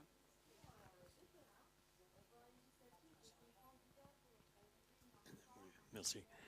Et je suis parti de l'association Amérique latine, culture et liberté fondamentale, ici dans la Drôme. Et je voulais participer avec un petit aperçu de ce que des associations dans plusieurs pays d'Amérique latine et un exemple des associations au Pérou. Il y a des collectifs qui se forment pour un changement de constitution. Une constitution qui dure 30 ans et qui a été conçue avec un coup d'État, le résultat d'un coup d'État, et qui donne toutes les prérogatives aux grandes entreprises multinationales néolibéralisme. Alors, il y a les associations de ce type, il y a plus de 150 conflits sociaux dans différentes parts du pays, menés par des associations, justement pour ça. Et est-ce qu'on ne voit pas ici, on ne parle pas, c'est de ce que les gouvernements et les partis qui sont financés justement pour tous ces capitaux forment aussi des associations.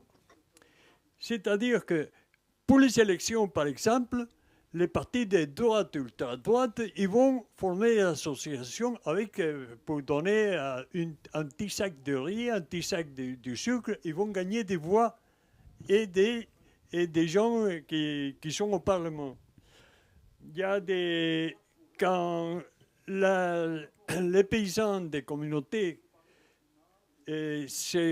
font des collectifs contre les mines qui les expulsent de leur territoire, les obligent à changer de lieu avec l'appui de l'État, ils vont se confronter avec des associations qui sont financées par les mines, avec des associations créées par le gouvernement et qui sont en lien direct avec la police, l'armée et le système judiciaire. Au niveau légal, ces associations ou ces militants associatifs sont aussi confrontés à des convocations, à des procès, à des peines de prison, et à des accusations pour chantage aux entreprises, associations de malfaiteurs, accusés aussi de terrorisme, et des personnes qui en ce moment, ils sont avec des peines de 15, 10 et même 20 ans et des centaines de personnes qui sont en ce moment soumises à ces accusations avec des faux procès, avec des procès qui sont une caricature de procès.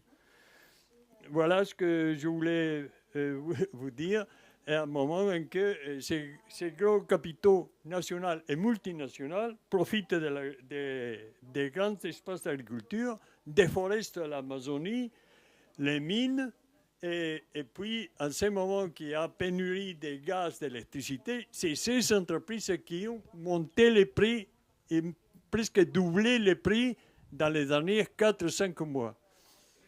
Voilà un petit aperçu de ce que sont les mouvements associatifs.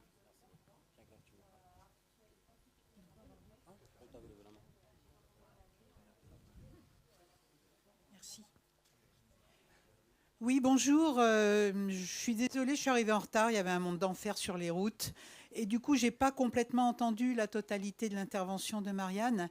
Moi, je suis plutôt sur des associations qui ne sont pas du tout marchandes. Donc, c'est autre chose. Je voulais juste vous dire qu'il faudrait élargir à la question des collectifs.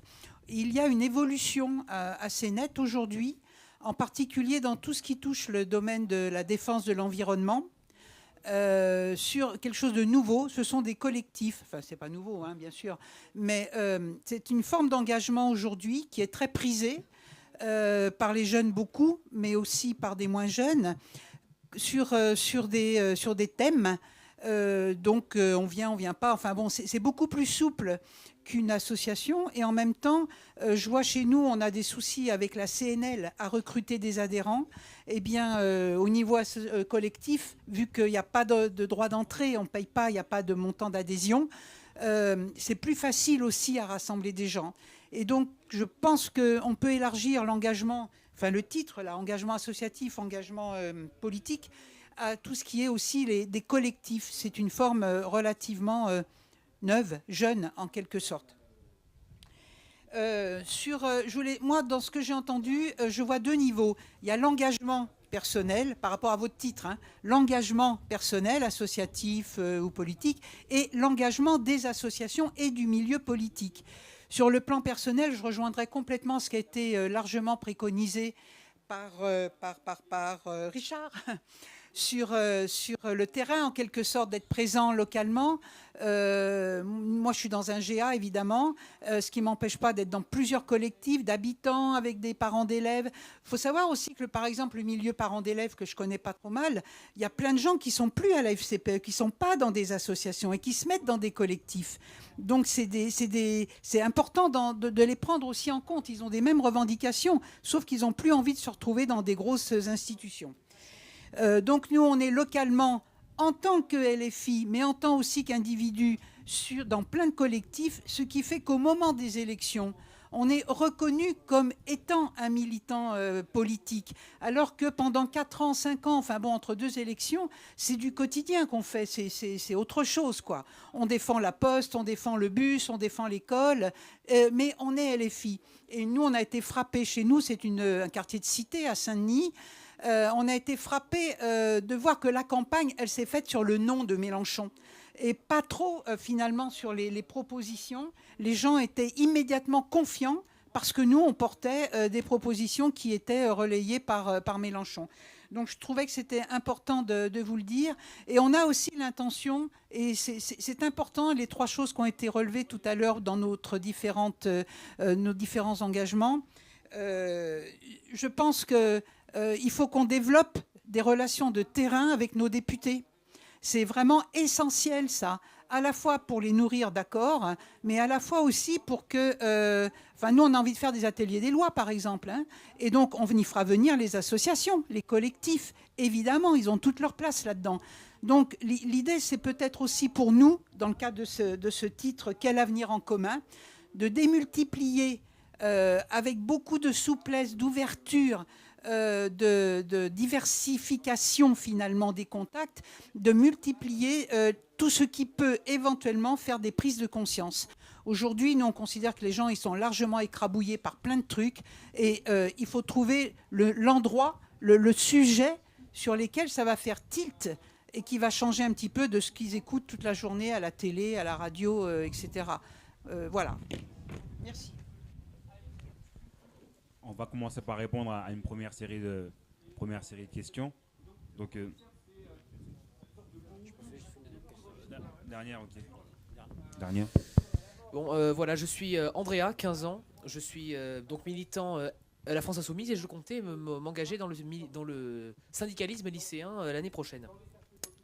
Et j'ai entendu la question de monsieur tout à l'heure qui demandait comment collaborer pratiquement, là, dès la rentrée, entre les associations des associations de type social, c'est-à-dire ce que j'appelle social, secours populaire, je ne sais pas, vous voyez ce que je veux dire. Mais alors, comment faire la même chose avec les syndicats ? Qu'ils soient des syndicats professionnels, des syndicats étudiants, des syndicats lycéens, comment est-ce que les pouvoirs publics et les militants peuvent collaborer avec ces syndicats ?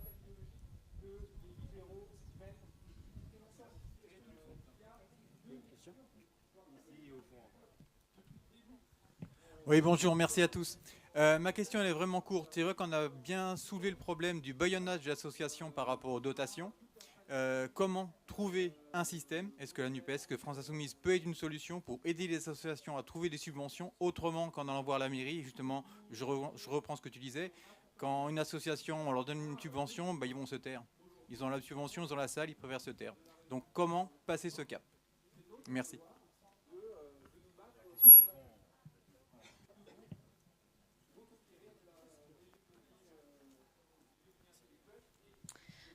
Bonjour, merci beaucoup. C'est en lien avec les questions qui ont déjà été posées. Comme beaucoup d'entre nous, je constate que les associations pallient, effectivement, comme vous l'avez dit, aux services publics qui ne font pas ou qui ne peuvent pas faire ce qu'ils sont censés faire. Et effectivement, la question que je me pose, c'est est-ce qu'on peut ensemble, c'est-à-dire mouvement associatif, élus, militants politiques, soutenir la création de collectifs qui visent effectivement à défendre l'accès à des biens communs ou à des biens publics qu'on est en droit de revendiquer.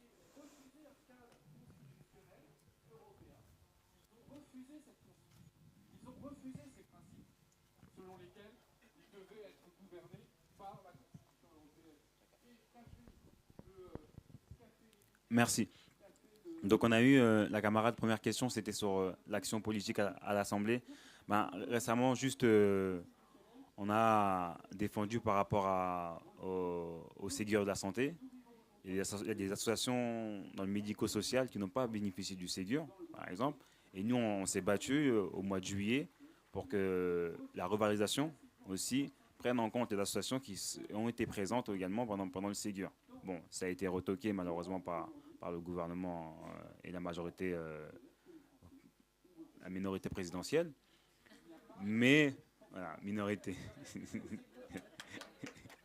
La minorité présidentielle. En lien avec, malheureusement, ils sont en totale connexion avec les députés RN. Donc c'est parfois et très souvent très, très compliqué. Donc ça aussi, sur cet aspect-là, il faut être bon, ça n'a rien à voir avec un engagement associatif, mais il faut être présent. Je compte sur vous, militants DGA, pour bien alimenter et faire comprendre sur le terrain que les députés RN sont en totale connexion avec la minorité présidentielle sur les questions sociales et sur les questions économiques et sur les questions financières. Donc voilà, c'est nous, on va se battre pour les associations. Après, on n'a pas encore de proposition de loi de ce sujet-là, mais c'est clair qu'il y a un levier à faire et il y a une aide à apporter. Et il faut travailler le sujet. Oui, alors je vais prendre des petits bouts. Sur la question des collectifs, je trouve ça très intéressant parce que je viens aussi du social, médico-social et c'est vrai que dans le social et médico-social, il y a plein de collectifs qui se constituent, justement, qui allient, je ne sais plus qui posait cette question, syndicats, non syndiqués, associatifs, non associatifs. Enfin, dans ces collectifs se rencontrent tout ce monde-là. Mais je pense qu'il ne faut pas s'en satisfaire, c'est-à-dire que ces collectifs, elles nous signalent aussi l'affaiblissement des associations parce que les associations sont peut-être devenues justement trop gestionnaires, trop soumises de par leur mode de financement. Et je pense que, je crois que c'est le monsieur qui posait la question des modes de financement. Dans notre livre qu'on a sorti, Quel monde associatif demain, on s'interroge justement sur quel autre mode de financement on peut trouver pour le monde associatif. On parlait d'un socle de sérénité, mais on peut prendre aussi exemple sur le modèle belge où il y a un système de subvention qui a été issu d'une lutte, un système de subvention qui permet justement une subvention pérenne pour les associations, pour ce qu'elles font, pour ce qu'elles sont, et justement qui défendent la notion aussi de critique possible. Parce que on ne doit pas être tous d'accord, etc. Enfin, l'association, c'est aussi un lieu de débat et de confrontation. Et on peut aussi porter des propositions et être... il faut revendiquer notre force de proposition. Il ne faut pas être tout le temps en demande et en un peu honte d'être association. Et est-ce qu'on peut avoir un peu de sous, s'il vous plaît? Ou bien, on va essayer de recruter des bénévoles. Non, il faut un peu... défendre ce rôle-là, et je pense que c'est aussi là qu'on reprendra du politique par ce biais-là. Et je pense qu'il faut justement défendre une politique associative très forte pour permettre de faire revivre tous ces réseaux du micro-quartier au national, quoi. C'est, je pense, important, et peut-être qu'on peut effectivement trouver des exemples sur des modèles belges ou ailleurs, voilà. Voilà, je crois. Oui, juste sur l'histoire des associations où les gens ne sont plus militants. Je ne sais plus qui posait cette question. Il faut voir que, par exemple, sur la question des personnes exilées, il y a eu tous les débats autour des délits de solidarité qui a quand même bien écrasé la possibilité de revendication politique. Et là aussi, enfin, il y a tout un système quand même un peu pour étouffer tous ces mouvements-là. Voilà, je crois que c'est tout. Merci. Oui, pour apporter quelques éléments de réponse, il y a beaucoup de questions, je ne suis pas sûr. Simplement, alors déjà peut-être, non pas pour dégager en touche, mais pour, au contraire, sur la question, faut-il encore attendre 5 ans ? J'ai envie de dire que ça, on aurait pu mettre la banderole, c'est la question qui nous est posée à tous, à ces amphis, là, dans tous les domaines.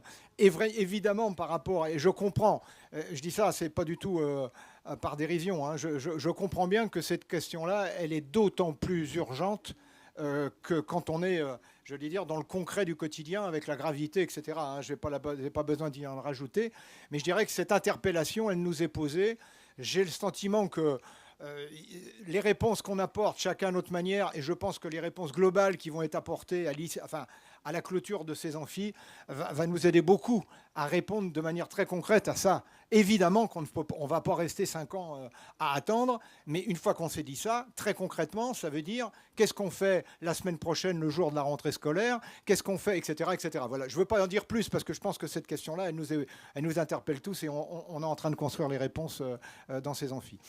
Sur les autres questions plus précises ou concrètes, alors la question qu'est-ce que je fais concrètement, la question de notre lycéen, la question de poser, voilà, je suis militant FI, je vais voir l'association, on va vous aider, qu'est-ce qu'on peut faire, ou je veux être au syndicat des lycéens, je crois que là, je ne vais pas revenir sur ce que je disais tout à l'heure, mais évidemment que le problème qui est posé, quand on veut associer, on veut s'intéresser à une association, on veut voir comment l'aider, c'est déjà auprès de ces militants associatifs respecter ce qu'est la réalité de leur association, leurs objectifs et la nature de cette association.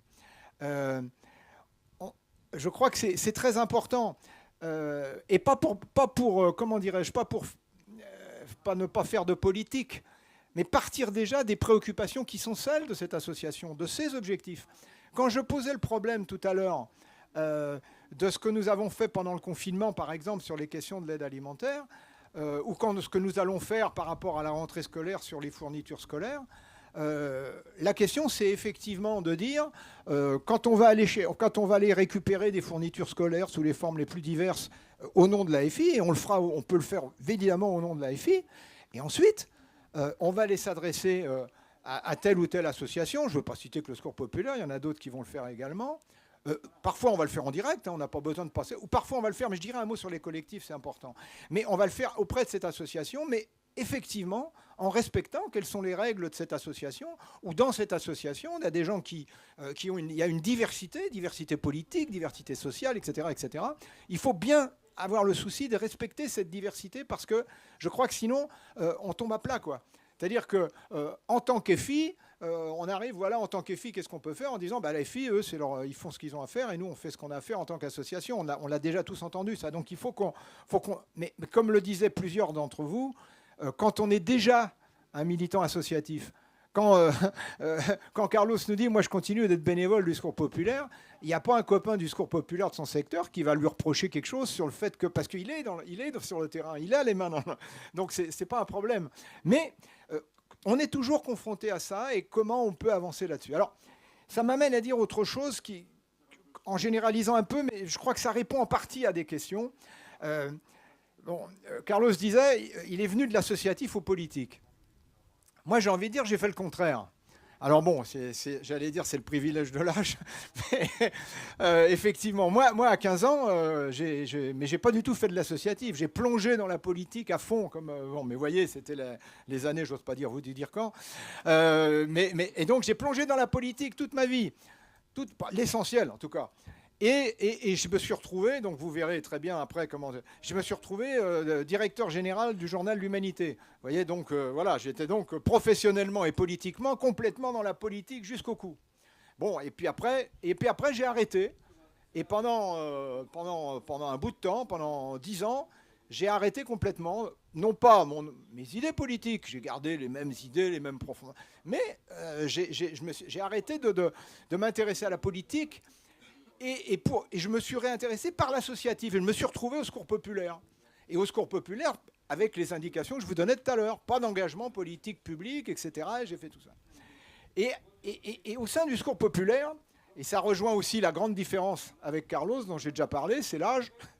Au Secours populaire, les copains, l'essentiel des bénévoles de beaucoup d'associations, c'est des retraités. Hein. Vous le savez tous sans doute. C'est des retraités.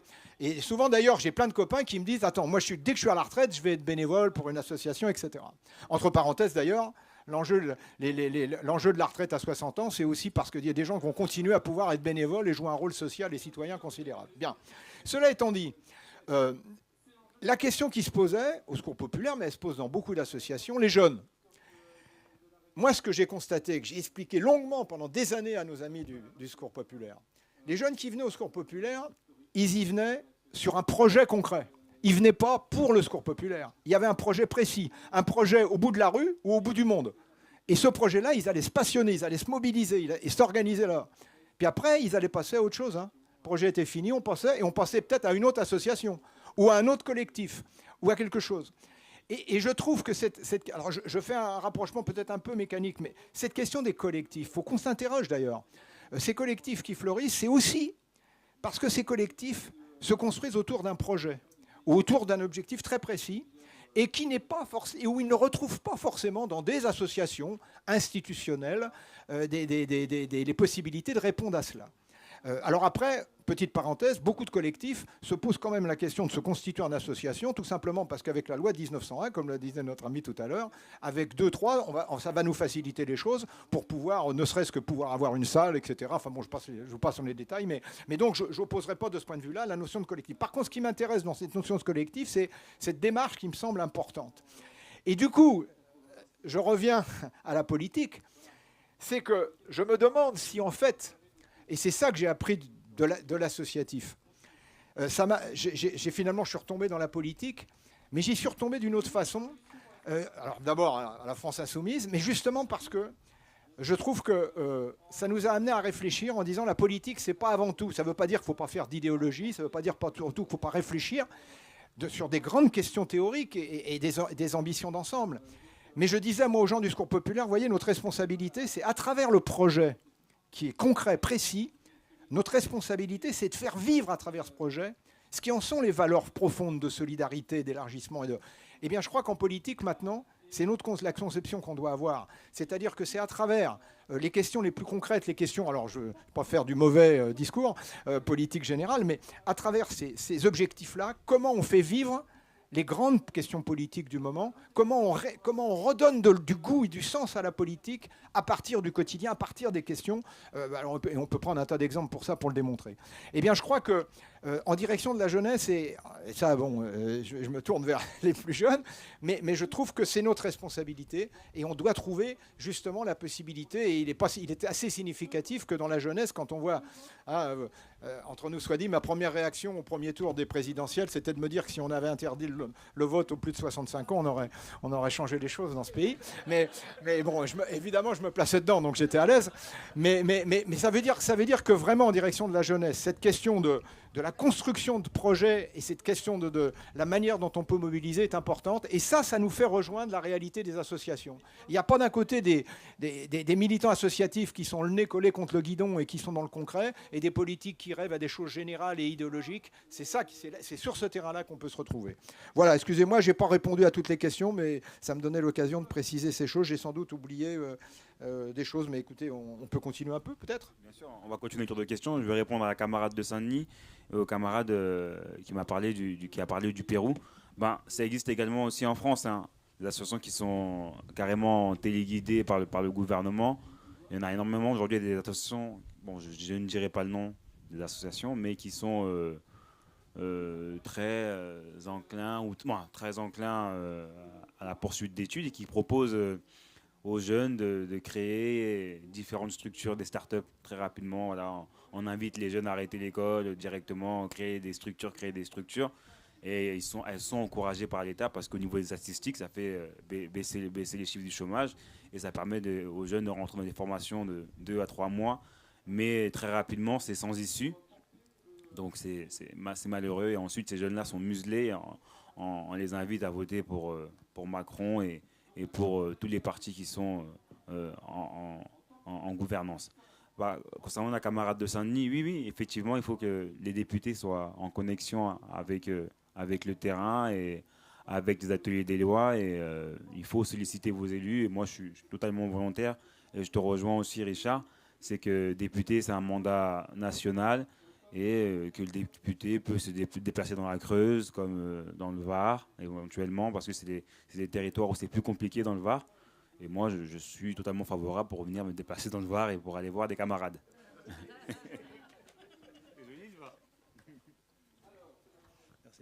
Oui, bonjour. Donc, je suis l'actuel président du collectif des associations citoyennes.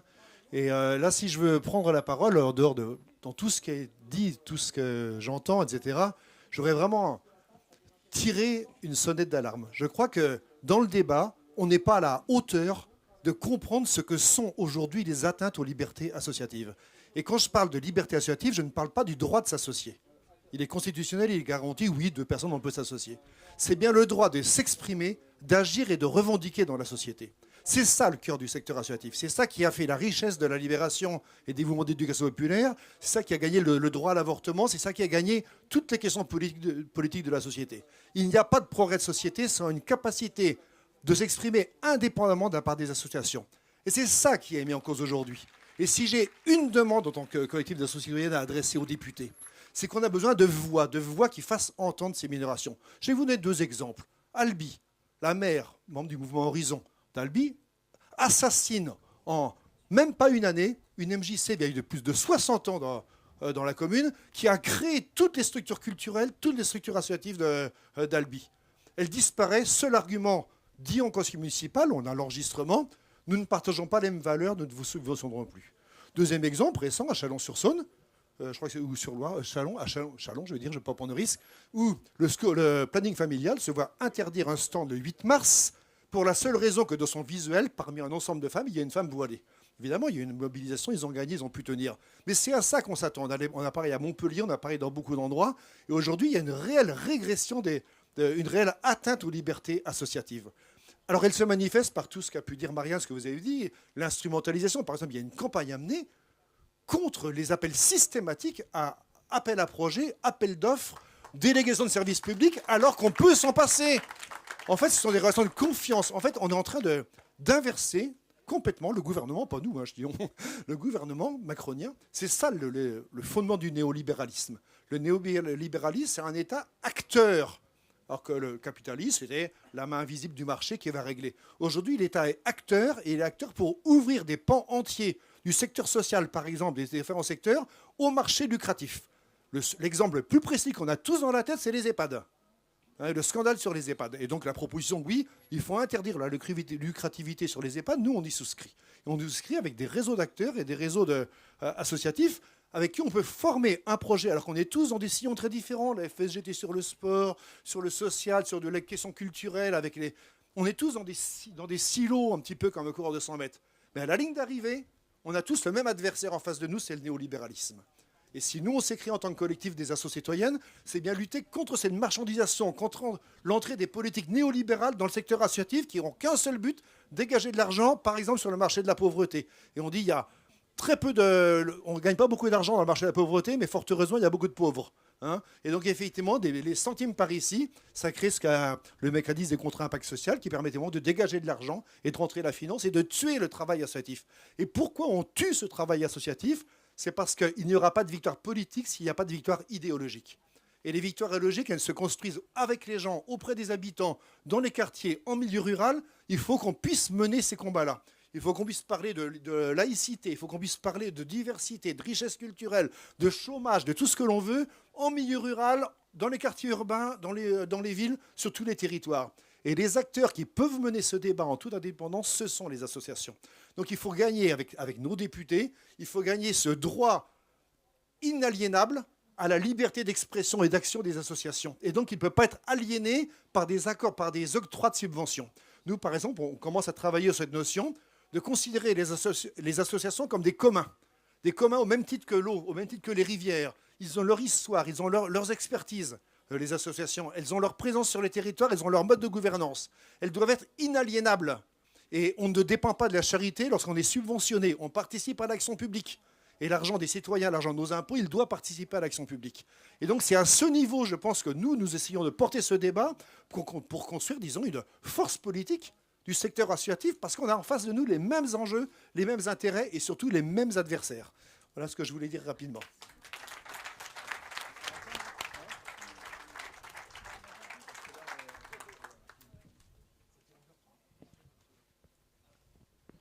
Rapidement pour des questions comme il est 11h30 passées, après on pourra avoir des échanges informels. Hein. Très rapidement sur les appels à projets. Moi, je fais partie du jardin partagé d'un village dans l'Ariège. Et moi, j'ai répondu, en fait, notre association a répondu à un appel à projet. On a eu 46 000 € pour créer un jardin forêt comestible et pédagogique qui concerne toute la Comcom du Couserans.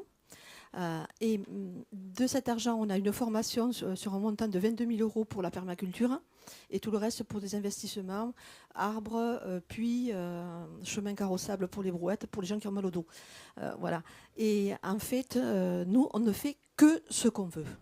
Et c'était le deal du départ. Et on va chercher l'argent. Aujourd'hui, on nous donne la possibilité d'avoir de l'argent à travers la région.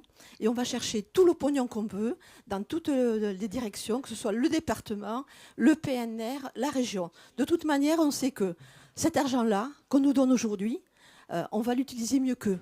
Donc, on y va temporairement, en tout cas. Et je suis tout à fait d'accord avec le monsieur qui a pris la parole avant moi. Et donc, mais aujourd'hui, on fait avec les moyens qu'on a et on va chercher le pognon partout où il est. Voilà, j'ai dit.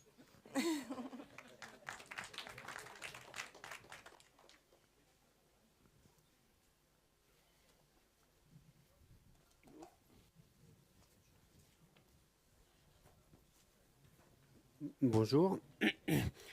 En fait, là, c'est une question qui, au premier abord, est hors débat, mais je la pose quand même. C'est quelle place pour les chercheurs dans ce vaste mouvement associatif et dans les collectifs en complément de l'engagement et de l'action?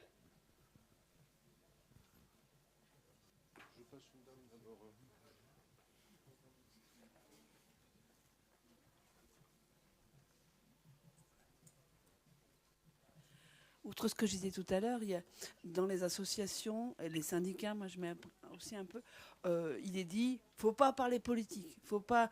Mais bon, par contre, judéo-chrétien, les bonnes œuvres et tout ça, c'est important. Donc c'est aussi exister en tant que personnage politique comme tu fais, toi, monsieur le député. Je sais plus ton prénom, excuse-moi, Carlos. Voilà, c'est exister, savoir qu'on est, parce que on fait des belles choses, mais il faut qu'on fasse savoir qu'on est engagé politiquement à la France Insoumise et pour aussi faire ta Jules, parce qu'on dit il faut pas parler politique, c'est pas politique, telle association et tout ça. Moi, je fais partie on va organiser un forum d'action des associations sociales et solidaires sur Vienne, en Isère. Pas de politique, hein. Ah non, pas politique, pas de religion, pas politique. C'est pas vrai, on fait de la politique, voilà. Il faut le maintenir, ça. Il faut vraiment le faire exister. Il faut bien penser à ça, que dans toutes nos actions, il faut le faire exister. Il faut aller vite parce qu'on n'a plus beaucoup de temps. Merci. J'essaie d'alterner. Oui, bonjour. Je reviens juste sur un point par rapport à ce qui vient d'être dit. C'est le devoir de réserve. J'ai envie de dire, aujourd'hui, on est face à un bulldozer qui nous broie, qui passe son temps à nous broyer. Et j'entends bien le fait que l'association prend, je dirais, il y a un serpent de mer qui consiste à dire, on ne va pas s'engager forcément politique, mais est-ce que au jour d'aujourd'hui, par rapport à la situation dans laquelle on est, il n'est pas temps de rompre avec ce devoir de réserve et peut-être de voir un collectif, ça a été cité tout à l'heure, qu'il y en a un qui s'est mis en place il y a quelques mois, mais un vrai grand collectif de grandes associations qui dénoncent très très fortement ce que vivent tous les bénévoles dans toutes les associations et surtout ce que vivent les gens auprès desquels on œuvre. Parce qu'on est là pour aider des gens dans des situations d'extrême pauvreté. Et je crois que réellement, le devoir de réserve, moi, il y a un moment, j'ai envie de dire, ça suffit. Je suggère le CAC. Bonjour à toutes et à tous. Merci pour ces interventions. Je suis Aurélie et je suis élue notamment déléguée à la vie associative à Lyon. Et ce n'était pas une question, c'est plutôt une inquiétude. On a parlé des atteintes à la vie associative. Récemment, il y a eu la loi contre le séparatisme et le contrat d'engagement républicain. Je voulais savoir un peu comment... Enfin, j'imagine très bien les positions, mais comment on pourrait aussi aider les associations ou du coup porter la voix des associations sur ces sujets-là qui sont quand même assez... des grosses atteintes aux libertés d'expression, d'action, et notamment les sorties de Darmanin sur les dissolutions d'associations. Il y en a pas mal qui ont été à Lyon menacés. Donc voilà, c'est plutôt une grosse inquiétude. Merci.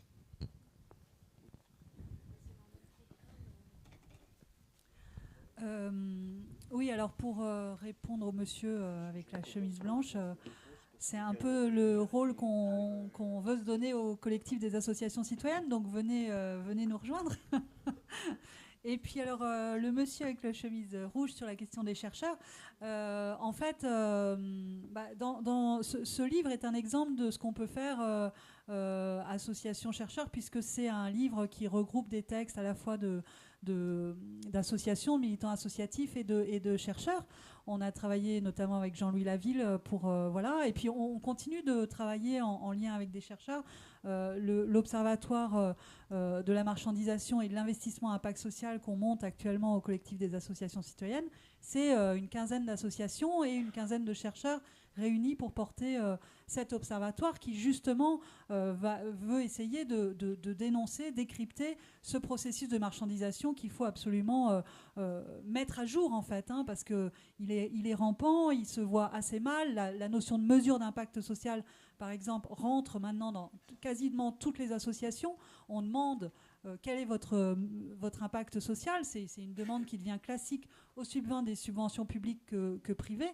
Et donc, tout ça, il faut le démonter parce que c'est assez rampant et assez invisible aujourd'hui.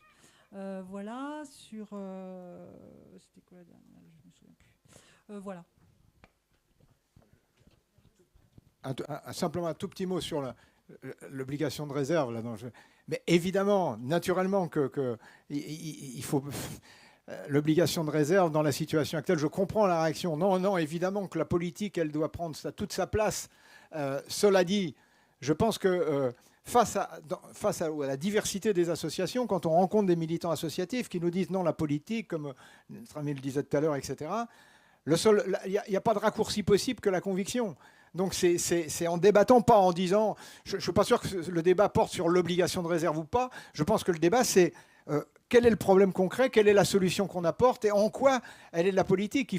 En quoi c'est des solutions politiques qu'il faut apporter. Mais c'est dans le respect de la diversité de ces associations qu'on le fera. Mais pas en disant pas de politique. Parce que d'ailleurs, il y a beaucoup d'associations, j'en ai cité, je ne vais pas y revenir, qui s'engagent, qui sont prêts à prendre des positions. Mais ce qui est important, c'est qu'ils le font dans le respect de ce que sont leurs particularités. Notre responsabilité, vous voyez, quand il y a un débat qu'on va voir, on en reparlera je crois, très vite, dans quelques jours, hein, la marche de toutes les colères, là, qui va avoir lieu, j'espère, début octobre.